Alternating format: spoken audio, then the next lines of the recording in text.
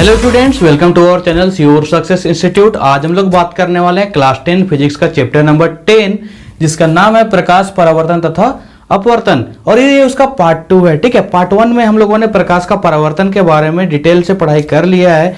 अगर आप लोगों ने वो वीडियो नहीं देखा है तो इस वीडियो के डिस्क्रिप्शन लिंक पे जाइए, आपको उसका लिंक मिल जाएगा। ठीक है, आप लोग वो वीडियो देख लीजिएगा। इस वीडियो में हम लोग पढ़ने वाले हैं प्रकाश का अपवर्तन के बारे में। ठीक है, तो आइए जानते हैं प्रकाश का अपवर्तन क्या है।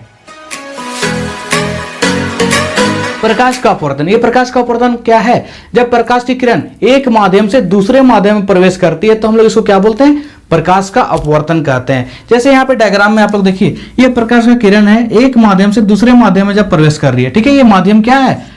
एक है, और ये माध्यम क्या है? 2 है। ठीक है, जब एक माध्यम से दूसरे माध्यम में प्रवेश कर रही है तो क्या हो रहा है? इसका मार्ग में विचलन आ जा रहा है। ठीक है, ये क्या होता? इधर ये वाला जो मार्ग है उस पे जाता था, लेकिन ये क्या होता? ये क्या हुआ? ये इधर आके मुड़ गया। तो हम लोग इसको क्या बोलेंगे? इसका जो मार्ग है वो विचलित हो गया। तो इस घटना को हम लोग क्या बोलेंगे? प्रकाश का अपवर्तन। ठीक है, जो आता है उस किरण को बोलते हैं आपतित किरण। ये हम लोगों ने पहले ही पढ़ रखा है। हाँ, लेकिन इसमें क्या है? ये किरण क्या हो रहा है? अपवर्तित हो रहा है। ठीक है, अपवर्तन हो रहा है, तो इस किरण को हम लोग क्या बोलेंगे? अपवर्तित किरण। और एक चीज जान लीजिए, अभिलंब तथा आपतित किरण के बीच जो कोण बनेगा उसको बोलेंगे आपतन कोण, और आपतित किरण और अभिलंब के बीच जो कोण बनेगा उसको बोलेंगे अपवर्तित कोण। ठीक है, इस बात को ध्यान में रखना है। अब ये जैसे हम लोग प्रकाश का परावर्तन में इसका 2 नियम पढ़े थे, उसी तरीके से इसका भी कितना नियम है? 2 नियम है। प्रकाश अपवर्तन का 2 नियम। पहला नियम क्या है? ये आपतित किरण, अपवर्तित किरण तथा अभिलंब, ये तीनों क्या होंगे? एक ही तल पर होंगे। क्या होंगे? एक ही तल पर होंगे। ठीक है, ये पहला नियम दोनों में सेम था। ठीक है, हम लोग परावर्तन जब पढ़े थे उस समय भी हम लोग क्या पढ़े थे? आपतित किरण, परावर्तित किरण तथा अभिलंब तीनों एक ही तल पे होंगे पढ़े थे। अभी भी हम लोग क्या पढ़ रहे हैं? आपतित किरण, अपवर्तित किरण तथा अभिलंब तीनों क्या होंगे? एक ही तल पर होंगे। ठीक है, अब इसका दूसरा नियम क्या है? इसके दूसरे नियम को हम लोग स्नेल्स का नियम भी कहते हैं। ठीक है, क्या कहते हैं? स्नेल्स का नियम। ठीक है, स्नेल्स का नियम क्या कहता है? आपतन कोण की जया। ठीक है, आपतन कोण की जया तथा अपवर्तन कोण की जया क्या होता है? उसका अनुपात जो है वो स्थिर होता है। ठीक है, मतलब sine i by sine r जो है क्या होता है? स्थिर होता है। ठीक है, इस बात को हम लोगों को हमेशा याद रखना है। ये दूसरा नियम है। ठीक है, तो ये चीज था इसका बेसिक बात। अब आइए हम लोग जानते हैं कि प्रकाश का अपवर्तन जो है ग्लास स्लैब में, आयताकार ग्लास स्लैब में कैसे होता है। ठीक है, तो उसको क्या करना? एक ग्लास स्लैब कुछ इस तरीके से होगा, है ना? एक प्रकाश की किरण इस तरीके से आएगा। ये क्या होता है? ये अभिलंब है। क्या है ये? अभिलंब। इसका मार्ग में विचलन कुछ इस प्रकार से होगा। ठीक है, ये विचलन होते हुए यहां तक आएगा। फिर यहां पे भी क्या होगा? एक अभिलंब होगा, जिसको हम लोग N2 बोलेंगे, इसको क्या बोले? N1। फिर यहां से क्या हो जाता है? ये विचलित हो जाता है इस प्रकार से। तो इस तरीके का विचलन क्या होता है? ग्लास स्लैब में होता है। इसमें क्या हुआ? जो इसका एक्चुअल मार्ग था, ठीक है, एक्चुअल मार्ग क्या है? ये वाला है ना, ये वाला इसका एक्चुअल मार्ग है। एक्चुअल मार्ग उसका ये था, लेकिन क्या हुआ? ये अपने मार्ग से विचलित हो गया। ठीक है, तो ये ऐसा क्यों होता है?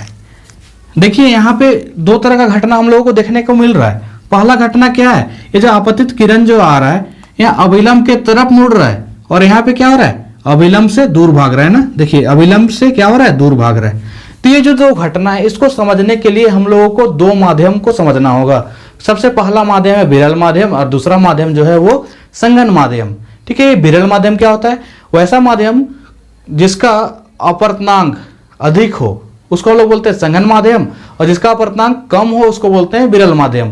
कहने का मतलब, जिसमें प्रकाश का चाल अधिक होता है वो हो गया विरल माध्यम, जिसमें प्रकाश का चाल कम होगा उसको हम लोग बोलेंगे असंघन माध्यम। ये दोनों माध्यम का कंपैरिजन से देखा जाता है। ठीक है, दोनों माध्यम में जो मतलब जिसमें प्रकाश का चाल कम रहेगा उसको हम लोग बोलेंगे संघन माध्यम, और जिसमें प्रकाश का चाल अधिक रहेगा उसको हम लोग बोलेंगे विरल माध्यम।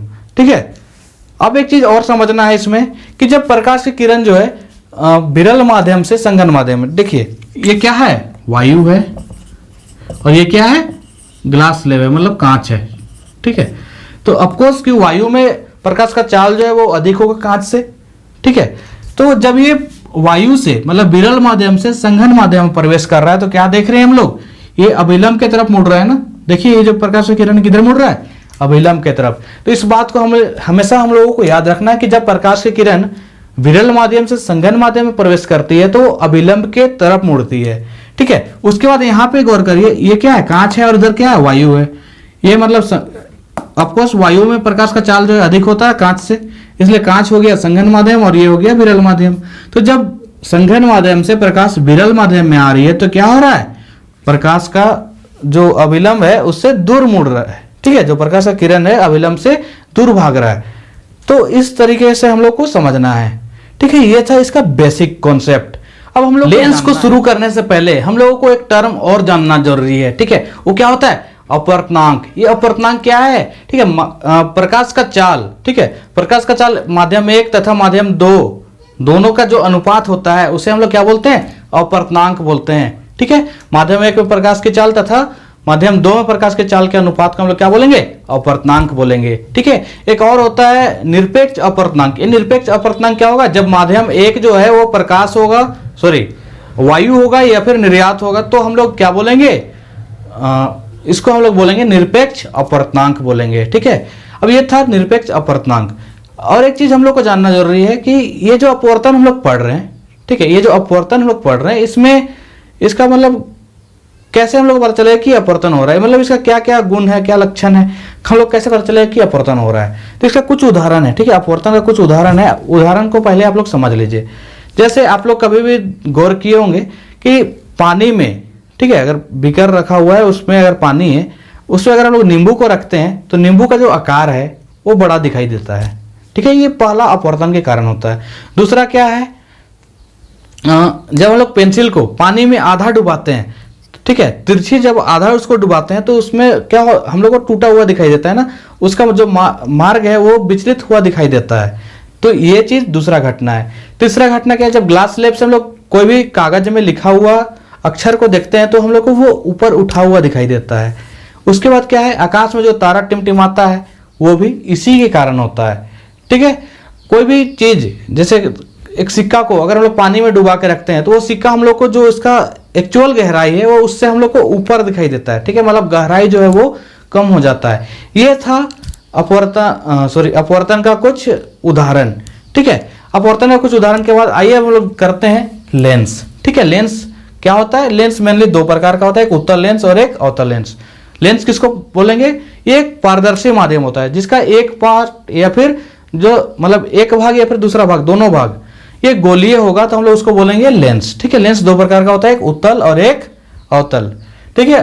उत्तल लेंस को अभिसारी लेंस भी कहते हैं और अवतल लेंस को अपसारी लेंस भी कहते हैं। ये क्वेश्चन एग्जाम में बहुत ही इंपॉर्टेंट है, ये आता है एग्जाम में कि उत्तल लेंस को अभिसारी लेंस और तथा अवतल लेंस को अपसारी लेंस क्यों कहा जाता है।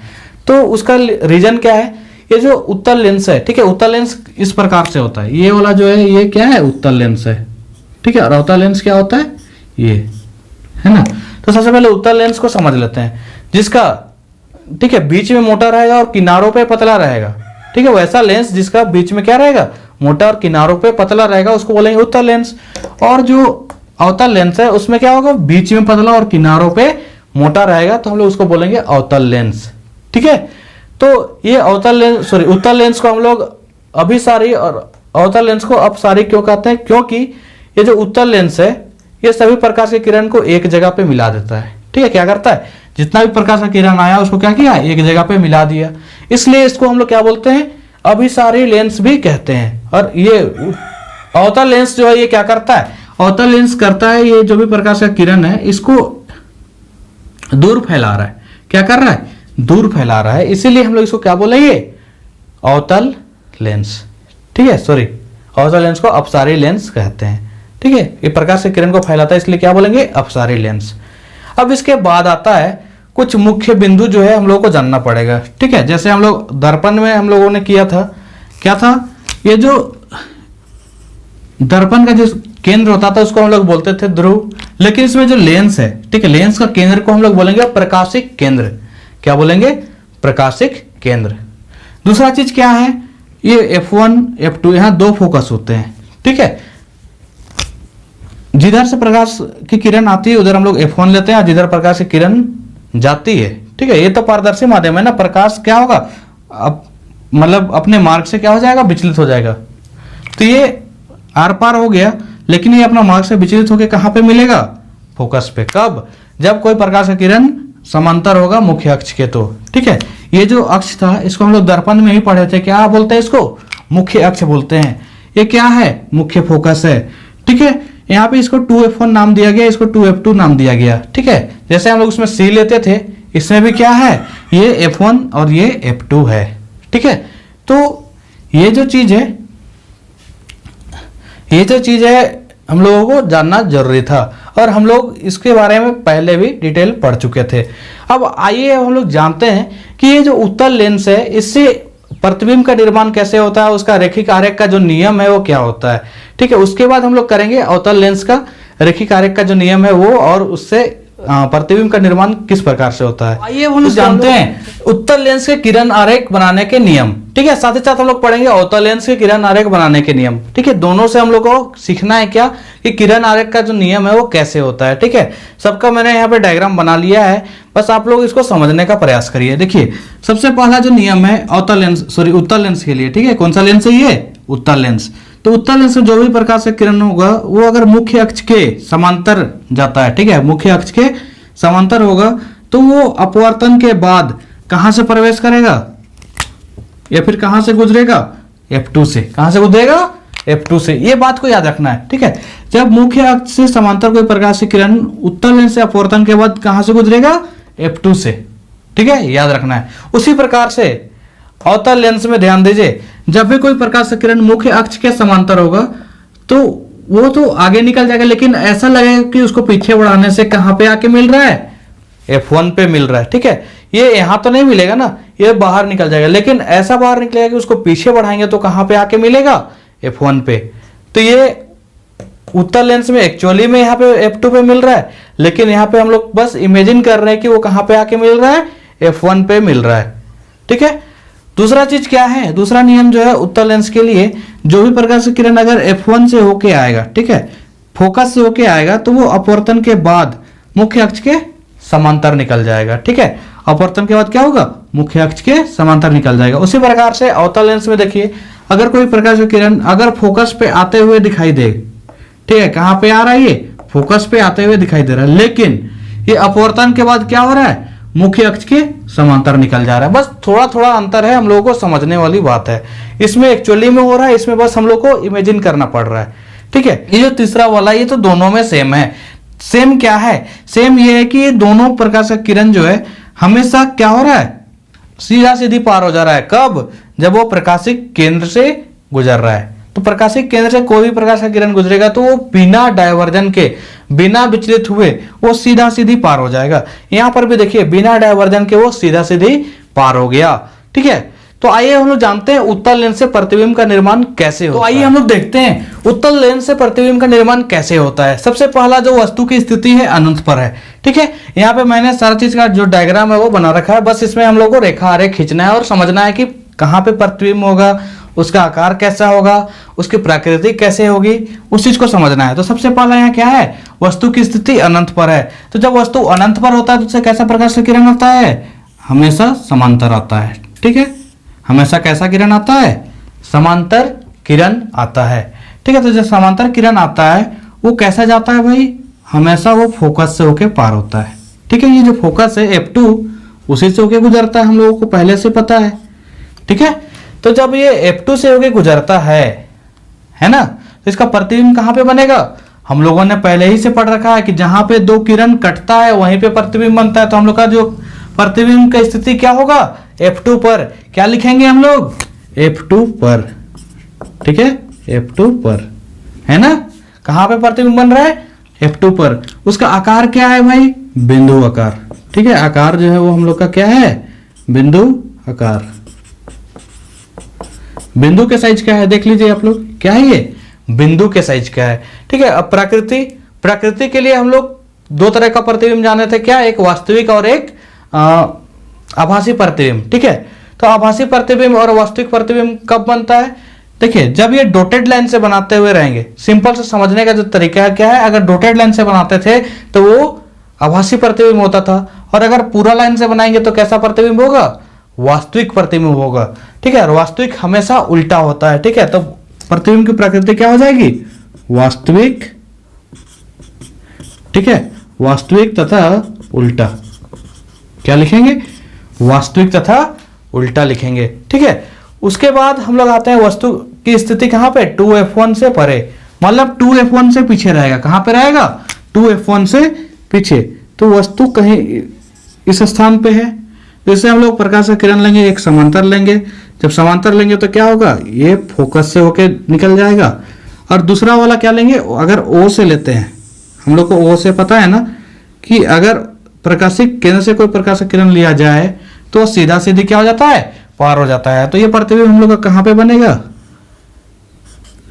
F2 तथा 2F2 के बीच। कहां पे बन रहा है, F2 तथा 2F2 के बीच।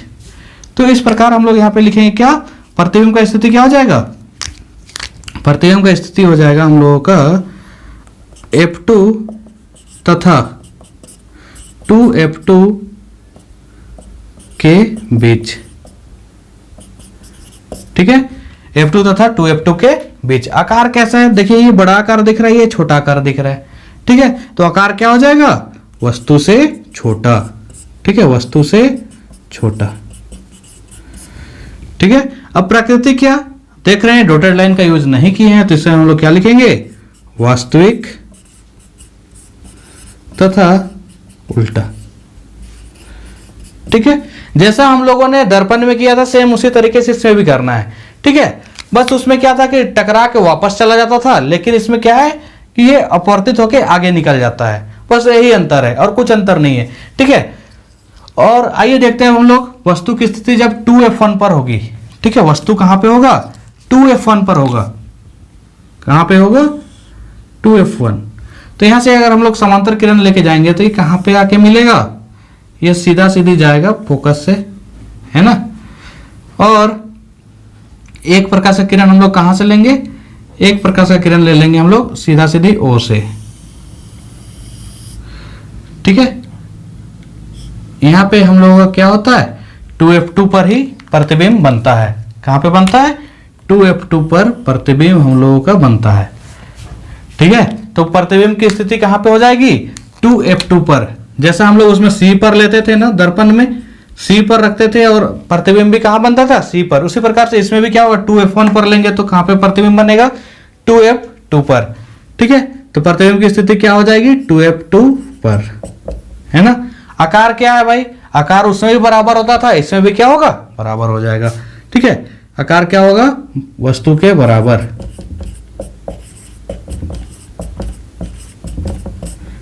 ठीक है, वस्तु के बराबर। प्रकृति देखिए डॉटेड लाइन से नहीं बनाए इसलिए वास्तविक तथा उल्टा। ठीक है, समझ में आ रही है बात। आइए एक और देखते हैं वस्तु की स्थिति क्या है, F1 तथा 2F1। ठीक है, F1 तथा 2F1 के बीच। तो F1 तथा 2F1 के बीच कहां पे हो जाएगा, F1 तथा 2F1 के बीच इसी के आसपास कहीं पे होगा। तो एक प्रकाश का किरण हम लोग समांतर ले लेंगे, समांतर जब लेंगे तो ये फोकस से होके क्या हो जाएगा, निकल जाएगा। और दूसरा किरण क्या लेंगे हम लोग, सीधा सीधी O से लेंगे। तो जब O से लेंगे तो ये प्रकाश का किरण कहीं इस जगह पे मिल रहा है। ठीक है, O से जब लेते हैं तो ये सीधा सीधी क्या हो जाता है, पार हो जाता है ना। तो क्या हो गया, यहाँ पे हम लोग यहाँ पे देख रहे हैं प्रतिबिंब की स्थिति क्या हो जाएगी, प्रतिबिंब की स्थिति ये हो जाएगी 2f1 से पर 2f2 के बाद। क्या हो जाएगा, 2f2 के बाद, या फिर 2f2 से परे भी हम लोग बोल सकते हैं, उसमें कोई दिक्कत नहीं है। ठीक है, इसके बाद इसका आकार, आकार देख लीजिए आप लोग कैसा है, ये छोटा दिख रहा है, ये बड़ा दिख रहा है ना, तो क्या लिखेंगे, वस्तु से बड़ा। ठीक है, और इसका जो प्रकृति है, ठीक है, क्या हो जाएगा, प्रकृति जो है ये हो जाएगा हम लोगों का, देखिए डॉटेड लाइन से तो नहीं बनाए हैं, इसलिए ये हो जाएगा वास्तविक। क्या हो जाएगा? वास्तविक तथा उल्टा। ठीक है, वास्तविक तथा उल्टा। तो इस तरीके से क्या होगा, हम लोगों ने अभी चार दिखा और 2 हम लोगों को देखना है। ठीक है, दूसरा स्थिति आइए देखते हैं कैसे होता है। तो आइए हम लोग देखते हैं इसका 5वां स्थिति। 5वां स्थिति क्या हो जाएगा? वस्तु की स्थिति F1 पर। ठीक है, जब हम लोग वस्तु कहां पे रखेंगे? F1 पर रखेंगे, मतलब फोकस पे रखेंगे। तो क्या होगा भाई, जैसे हम लोग यहाँ पे समांतर किरण लेके गए तो ये हम लोग का हमेशा क्या हो जाएगा? फोकस से होके निकल जाएगा। और दूसरा क्या? ठीक है, कुछ इस तरीके से, अगर O से लेंगे तो कुछ इस तरीके से निकल जाएगा। ये दोनों किरण क्या हो रहा है? ना ही पीछे बढ़ाने से मिलेगा, ना ही आगे बढ़ाने से मिलेगा। कहां पे मिलेगा भाई? अनंत पर। कहां पे मिलेगा? अनंत पर। तो जो प्रतिबिंब की स्थिति क्या हो जाएगी? अनंत पर। क्या लिखेंगे हम लोग? अनंत पर। उसी प्रकार से आकार क्या हो जाएगा? जब अनंत पे कोई वस्तु रहता है तो उसका आकार बहुत बड़ा होता है। ठीक है, आकार क्या हो जाएगा? बहुत बड़ा। तभी तो उससे प्रकाश का किरण आ रहा है। छोटा वस्तु रहता तो उतना दूर से नहीं ना आता, बहुत बड़ा। ठीक है, और साथ ही साथ प्रकृति क्या हो जाएगा? डॉटेड लाइन का यूज नहीं किए हैं। इसका मतलब क्या है? ये वास्तविक, वास्तविक तथा उल्टा। ठीक है, ये हो गया हम लोग का 5वां स्थिति। अब आइए देखते हैं 6ठा स्थिति। 6ठा स्थिति क्या हो जाएगा? O तथा F1 के बीच। O यहाँ पे और F1 यहाँ पे है। O तथा F1 के बीच अगर कोई वस्तु को हम लोग रखते हैं तो क्या हो जाएगा? सबसे पहला यहां से हम लोग लीजिए प्रकाश का किरण, मतलब समांतर लीजिए। उसके बाद ये हम लोग का कहां से होके पार हो जाएगा? फोकस से होके पार हो जाएगा। उसके बाद एक ले लीजिए प्रकाशिक केंद्र से, तो कुछ इस प्रकार से ये आएगा। ठीक है, कुछ इस प्रकार से आएगा। तो जब हम लोग इसको क्या करेंगे? आगे बढ़ाएंगे तो ये कहीं पर भी नहीं मिलेगा। तो हम लोग इसको क्या करना होगा? पीछे की ओर बढ़ाना पड़ेगा। ठीक है, जब हम लोग इसको पीछे की ओर बढ़ाएंगे तो इधर कहीं पे बनेगा। ठीक है, कुछ इस प्रकार। तो प्रतिबिंब की स्थिति क्या लिखेंगे? वस्तु जिस ओर है उसी ओर। ठीक है, क्या लिखेंगे? वस्तु के ओर, वस्तु की ओर। ठीक है, साथ ही साथ आकार क्या है? वस्तु से बड़ा। ठीक है, वस्तु से बड़ा। उसी प्रकार प्रकृति क्या हो जाएगी? देखिए हम लोग डॉटेड लाइन का प्रयोग किए ना। डॉटेड लाइन का जब हम लोग प्रयोग करते हैं तो ये कैसा प्रतिबिंब बनता है? आभासी। ठीक है, आभासी तथा सीधा। आभासी तथा सीधा प्रतिबिंब हम लोग का बन रहा है। ठीक है, तो आइए स्टूडेंट अब हम लोग देखते हैं अवतल लेंस से प्रतिबिंब का निर्माण कैसे होता है। ठीक है, सबसे पहला स्थिति जो है वो अनंत पर, और दूसरा स्थिति जो है O तथा अनंत के बीच। इसमें सिर्फ 2 ही स्थिति होता है। ठीक है, और बाकी जो भी है इसमें और कोई दूसरा स्थिति नहीं है। तो हम लोग इसको आइए समझते हैं क्या होता है। ठीक है, सबसे पहला तो अनंत पे। अनंत पे जब भी कोई प्रकाश का किरण आएगा, ठीक है, समांतर आता है भाई, हम लोग को पता है। लेकिन ये कैसे गुजरता है? ऐसा लगता है जैसे कि पीछे बढ़ाने पे ये फोकस पे आ रहा है। ठीक है, कहां पे आ रहा है? फोकस पे आ रहा है। ठीक है, देखिए पीछे बढ़ा रहा तो कहां पे आ रहा है? फोकस पे। क्या कि आगे तो कभी नहीं मिलेगा ना, ये फैलते जा रहा है।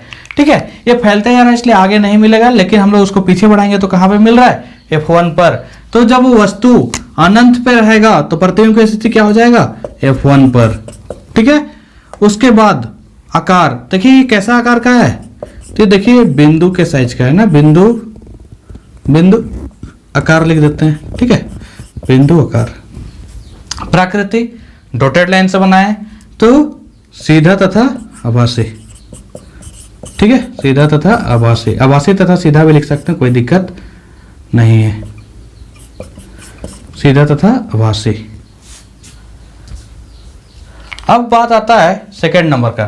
ठीक है, वस्तु का स्थिति क्या है? O तथा अनंत के बीच। मतलब कहीं पर भी अगर हम लोग वस्तु को रख देते हैं, ठीक है, कहीं पर भी अगर रखिएगा तो इसका क्या हो जाएगा? ये तो इधर निकल जाएगा और इसको बढ़ाएंगे पीछे तो ये फोकस पे आके मिलेगा। ठीक है, कहां पे आके मिलेगा? फोकस पे। और जब हम लोग यहां से एक किरण ले लेंगे जो O से सीधा सीधी गुजर जाएगा। ठीक है, क्या हो जाएगा? जब O से ये सीधा सीधी गुजर जाएगा तो क्या होगा? कहां पे ये मीट कर रहा है भाई? 2 रेखा यहां पे। तो हमेशा प्रतिबिंब का स्थिति क्या होगा, O तथा F1 के बीच। कहां पे बनेगा, O तथा F1 के बीच। अब साथ ही साथ प्रतिबिंब का आकार, ठीक है, आकार क्या हो जाएगा भाई, वस्तु से छोटा, ठीक है, वस्तु से छोटा, ठीक है। उसका इसका प्रकृति, प्रकृति क्या हो जाएगी, प्रकृति देखिए डॉटेड लाइन से बना है ना, कैसा लाइन से बना है, डॉटेड, इसलिए आभासी, ठीक है, सीधा तथा आभासी, सीधा तथा आभासी। इस तरीके का हम लोगों का दोनों लेंस का जो प्रतिबिंब का निर्माण है वो दोनों खत्म हो जाता है, ठीक है। इसका भी आप लोग डायग्राम देख सकते हैं, मतलब इसका जो चार्ट बनाया हुआ है आप लोगों के सामने शो हो रहा है कि इसमें प्रतिबिंब कहाँ पे रखने से क्या बनता है, ठीक है, सारा चीज आप लोग देख लीजिए। अब आइए हम लोग चलते हैं आगे, जहाँ पे हम लोगों को पढ़ना है लेंस सूत्र के बारे में, साथ ही साथ आवर्धन के बारे में। तो आइए स्टूडेंट, अब हम लोग देखते हैं लेंस सूत्र के बारे में। लेंस सूत्र क्या है, 1/v minus 1/u equal to 1/f। जैसा कि हम लोग पहले ही से जान रहे हैं, u क्या है, वस्तु की दूरी, v क्या है, प्रतिबिंब की दूरी, f क्या है, फोकस दूरी। दर्पण सूत्र से बस इतना अंतर है कि इसमें माइनस लगा हुआ है, दर्पण सूत्र में क्या लगा हुआ था, प्लस लगा हुआ था। इसमें ध्यान देना है क्या है, 1/v minus 1/u equal to 1/f, ठीक है। यही हो जाता है हम लोग का लेंस सूत्र। इससे हम लोग कोई भी दो दिया रहता है उसे तीसरा ज्ञात करते हैं, ठीक है। अगर हम लोग को फोकस दूरी पता है, वस्तु की स्थिति पता है, तो हम लोग प्रतिबिंब की स्थिति ज्ञात कर सकते हैं। या फिर प्रतिबिंब की स्थिति और वस्तु की स्थिति ज्ञात है तो हम लोग उसका फोकस दूरी भी ज्ञात कर सकते हैं, मतलब कोई भी एक अननोन टर्म को इससे हम लोग ज्ञात कर सकते हैं, ठीक है। उसके बाद आता है आवर्धन। आवर्धन के बारे में भी हम लोगों ने पहले ही पढ़ रखा है कि वस्तु जो है प्रतिबिंब जो है वस्तु से कितना गुना या बड़ा या फिर कितना गुना छोटा बनता है, उसी को हम लोग क्या बोलते हैं, आवर्धन बोलते हैं ना, ठीक है। तो आवर्धन क्या होता है, HI/HO। HI मतलब प्रतिबिंब की ऊंचाई, ठीक है, और HO मतलब वस्तु की ऊंचाई, ठीक है, HI/HO हो जाएगा। और साथ ही साथ V/U भी होता है। हम लोग दर्पण में क्या देखे थे, -V/U था, लेकिन लेंस में क्या हो जाएगा, V/U, नेगेटिव जो है वो हट जाएगा। अब बात करते हैं उत्तल लेंस में, सॉरी, जो लेंस है उसमें चिन्ह परिपाटी कैसे होता है, ठीक है। तो जैसा दर्पण में होता था सेम उसी प्रकार से होता है, लेकिन उसमें हम लोग ध्रुव से कोई भी दूरी मापते थे, इसमें क्या करेंगे, प्रकाशिक केंद्र से मापते हैं। आइए देखते हैं कैसे, ठीक है। मान के चलिए क्या उत्तल लेंस है, ठीक है, उत्तल लेंस है, यहां से जो भी दूरी होगा इसको हम लोग O बोलते हैं, ठीक है। इसका F1 इधर होता है, सॉरी F2 होता है, और इधर 2F2, इधर F1 हो गया और इधर हो गया 2F1, है ना। तो हम लोग का जो भी ये प्रकाश का किरण आता था ये टकरा के कहाँ पे जाता था, F2 पर जाता था। तो इसका जो सबसे पहला बात U का, U कैसा होगा, चिन्ह परिपाटी में वस्तु तो इधर ही रहता था, तो यहां से इधर जब देखेंगे तो U हमेशा क्या हो जाएगा, नेगेटिव, ठीक है। उसी प्रकार से अगर V का बात करें तो V अगर वास्तविक होगा, ठीक है, वास्तविक होगा तो हमेशा दाहिने साइड बनता है, ठीक है, O से उधर बनता था, तो वास्तविक होगा तो हमेशा ये कैसा हो जाएगा भाई, हमेशा पॉजिटिव। और अगर आभासी हुआ तो, अगर आभासी हुआ तो ये हो जाएगा नेगेटिव, ठीक है। हमेशा इससे पहचान लेना है कि अगर वस्तु की स्थिति अगर दिया हुआ है वास्तविक, सॉरी प्रकृति अगर दिया है वास्तविक, तो कैसा लेंगे हम लोग, पॉजिटिव लेंगे, और आभासी दिया हुआ है तो कैसा लेंगे, नेगेटिव दूरी लेंगे, ठीक है। साथ ही साथ F का अगर बात करें तो ये F तो उधर ही साइड पे है, ठीक है, तो ये हम लोग का क्या हो जाएगा, पॉजिटिव। साथ ही साथ HI, ठीक है, वस्तु की ऊंचाई, तो ये दो तरीके से होगा, ठीक है, दो तरीके से, क्या, एक वास्तविक और एक आभासी।